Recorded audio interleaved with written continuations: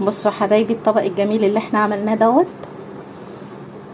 طبق بتنجان طعمه بحشوة الحمام. اولا احنا عارفين ان الخضرة والطماطم غاليين، وفي نفس الوقت لما بنعملهم بالزيت. الاكلة الجميلة ديت المحشي الجميل الصحي ده عملناه بالسمنة عشان نخليه زي حشوة الحمام. عملناه بالسمنة، سمنة بلدي طبعا، لكن الزيوت المهدرجة اللي احنا كنا بنعمل فيها دي انسوها عشان الصحة وعشان طبعا صحة ولادنا. احنا عملنا البتنجان ده بطريقة تحفة يا حبايبي، هتعجبكم جدا وسهلة خالص، غير الخلطات والمحشيات اللي احنا بنعملها بالزيت. بصوا بقى كمان الرز مفلفل ازاي. بصوا حبايبي الجمال. بصوا مفيش طماطم، مفيش اي حاجة. بصوا الرز مفلفل وجميل ازاي، روعة. ممكن اللي بالخضرة تلاقيه مش مفلفل، بس ده يا حبايبي نشوف الفيديو ونجربه مع بعض، هيعجبنا جدا. يلا بينا نشوف الفيديو. السلام عليكم ورحمة الله وبركاته. اهلا بكم حبايبي في معلومة مفيدة معنا. ازيكم حبايبي، عاملين ايه؟ يا رب تكونوا بخير وانتوا بتشوفوا الفيديو. النهارده حبايبي هعمل لكم بتنجان بطريقة جديدة. البتنجان طبعا المحشي بطريقة جديدة جدا، مش اللي هي التقليدية اللي احنا بنعملها بخضرة وحاجات من دي، لا هنعملها بطريقة اكنك بتاكلي حمام بالظبط. هنعملها بحشوة الحمام. واخدين بالكم؟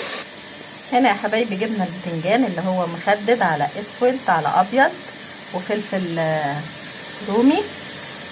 جهزناه نقعناه في يعني 3 دقايق كده او 4 عشان ما يطرش قوي في محلول ميه بملح، وصفيناه في المصفى زي ما انتم شايفين كده علشان نجهزه للحشو. طبعا احنا بنقلب زيت للمحشي العادي التقليدي. هنا هنحط بقى سمنه بلدي. واخدين بالكم؟ عشان طبعا الحمام بنعمله بسمنه بلدي، مش الزيت اللي هو التقليدي بتاع الخلطه اللي فيها خضره، لا سمنه بلدي. هنا يا حبايبي حطينا معلقتين سمنه بلدي، ونقلي البصله بحيث ما تحمرش، تنزل الطعم المسكر بس بتاعها وتدبل بس، لا تحمر ولا اي حاجه. واخدين بالكم يا حبايبي؟ اهو زي ما انتم شايفين كده.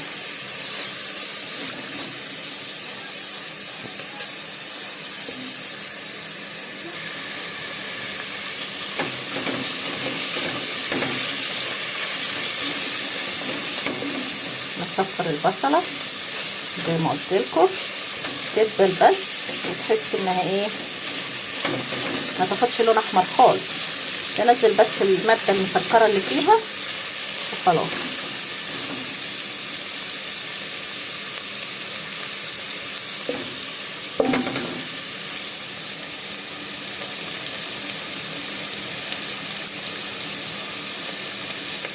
عشان ما اطولش عليكم الفيديو يا حبايبي، اما اصفرها هرجع لكم.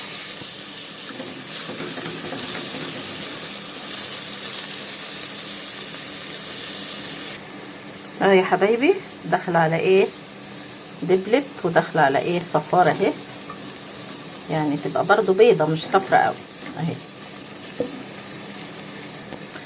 حشوه هتعجبكم جدا وطعمها هيبقى جميل، غير المحشي اللي هو بيبقى تقليدي ده اللي احنا عارفينه. وطبعا صحيه لان فيها ما فيهاش مواد اللي هو الزيوت المهدرجه والحاجات اللي انتوا عارفينها دي. كده بقى يا حبايبي اهي دبلت. هنحط بقى ملح وكمون وفلفل اسود وكزبره والسبع بهارات وبابريكا. هنحط الحاجات دي كلها على البصله وهي بتتحمر. هو الحمام طبعا ما نحطلوش كمون، يعني انت حسب رغبتك. انا قايله لكم الكمون اللي بيحب الكمون، بس انا هحط فلفل بس، ده اللي هستكفي بيه عشان يبقى الطعم الخلطه يعني اكنها محشي بتاع المحشي الحمام. اهو يا حبايبي حبيت اوريكم التوابل اللي انا حطيتها. ده فلفل، دي قرفه، ديت السبع بهارات، وديت كزبره. واخدين بالكم؟ ودي بابريكا. خلاص، عشان طبعا الحمام بتبقى خلطته كده لونها غامقه شويه. نقلبهم بقى طبعا زي ما انتم شايفين كده مع البصل. بس بعد كده بقى هنحط الرز بقى حسب ما تشوفي البتنجان، بس طبعا هتزودي حوالي نص كوبايه، عشان طبعا ده مش هنحط له طماطم ولا خضره، فالطماطم والخضره بيزودوا في الحشوه، فبيبقوا زياده شويه، فالرز بيبقى اقل. لكن كده هنزود نص كوبايه علشان نعمل حساب ان احنا مش هنحط طماطم ولا خضره. تمام يا حبايبي؟ كده بقى هننزل بالرز. بس ريحه التوابل تحفه، لكني فعلا هتحشي حمام جميله جدا. كده البصل اتلخبط مع التوابل، ادى طعم وريحه روعه. هنا بقى يا حبايبي حطينا الرز على الخلطه وهنقلبه كويس جدا عشان كله ياخد طعم من بعض.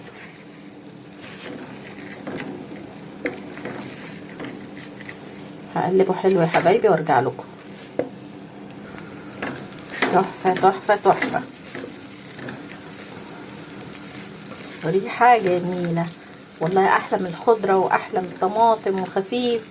وطبعا ده سمنه بقى من الزيت، هيعجبكم جدا. وخصوصا هعمل لكم تركايه في الاخر كده، هتحسوا ان فعلا حمام حقيقي حقيقي.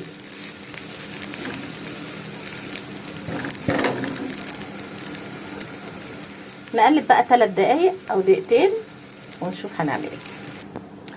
قلبناه يا حبايبي، والله ريحته فظيعه، والرز كده طعمه خطير كده، وحتى وهو كده. هنحط ايه بقى يا حبايبي كده؟ هنحط نص كوبايه ميه، يعني ممكن احنا نحشيه على طول عادي، بس هنعمله معامله بقى ايه، حشوه الحمام بالظبط. هنحط نص كوبايه ميه ونغطي الحله بحيث يستوي، يعني مش نص سوا، كمان اقل من نص سوا، واخدين بالكم؟ بعد ما قلبنا طبعا 3 دقايق. والله هيعجبكم جدا يا حبايبي، هيبقى اطعم كمان من اللي ابو خضره. حتى الخضره غاليه اليومين دول، والطماطم يعني بتاكلي حاجه صحيه. فحطينا كده نص كوبايه الميه ونقلب كويس الرز كده كله، بس كده. ونعمل كده عشان بخار حبه الميه ايه يسقوا، ونوطي عليه بس كده. ارجع لكم بقى يا حبايبي لما نشوف هنعمل ايه بعدها. بصوا يا حبايبي دلوقتي شلناه، يعني يعتبر ني جدا برضو، واخدين بالكم؟ نص الكوبايه اللي حطيناها دي يعني ما حطيناش كتير، واخدين بالكم؟ هنبدا بقى نحشي البتنجان اهو. بصوا انا بحشيه الطريقه دي اهو اهو كده اهو، زي ما انتم شايفين اهو. طبعا ايه ما تزودهوش اهو، لازم تسيبي كتير، حبه كده عقله صباع. تاني اهو اهو كده. هحشيه يا حبايبي وارجع لكم اهو يا حبايبي. حشيناه طبعا مش مليان قوي، تخلي عقله صباع كده. وفي النهايه هقول لكم على تكه جميله كده، يعني هتخليه في حته تانية خالص، اكنك بتاكلي حمام بالظبط، وممكن تستغني عنها عادي. بصوا حبايبي حشينا المحشي وحطيناه تاني في الحله. وطبعا المحشي الاسود غير المحشي الابيض في الطعم، غير اللي هو البنفسجي دوت. كل واحد وكل محشي ليه طعم معين، مش عارفه بقى انتوا تحسوا بكده، انا عن نفسي بحس بكده. فاحنا حشينا اهو المحشي وخلصناه اهو. هنحط بقى ايه يا حبايبي، ميه او شوربه لحد ايه بقى نص البتنجان، واخدين بالكم؟ نص البتنجانه، مش تملي الحله شوربه، لا نص البتنجان، واخدين بالكم؟ ونغطي عليه بقى، وهرجع لكم ان شاء الله لما يستوي.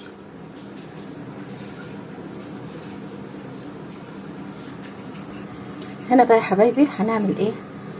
خلاص حطينا نحط الطبق ده، عارفين هنحطه ليه؟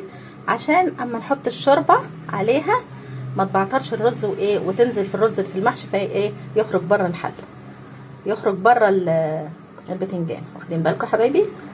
هنحط بقى ايه الشوربه على قد نص البتنجانيه اهو يا حبايبي. انا حطيت عشان احط ايه الشوربه على الطبق، ما ينزلش يبعتر تحت، واخدين بالكم اهو.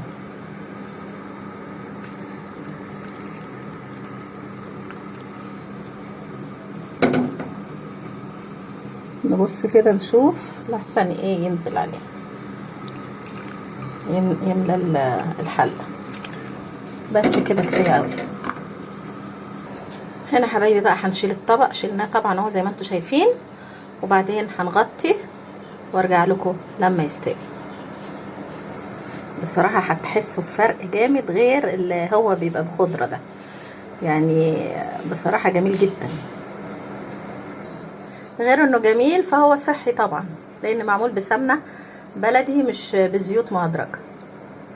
بصوا حبايبي بقى بعد ما استوى شكله جميل ازاي. كفايه ريحته وكفايه طعمه وكفايه ان هو صحي. طبعا ابو خضار بيبقى الطماطم طبعا حمراء وباين فيه ايه حمار، ممكن نزود مثلا البابريكا هتحمره شويه، بس كفايه الطعم، طعمه هيعجبكم جدا جدا جدا. نعمل بقى نسيبه يبرد بقى ونشوف التكه الاخيره.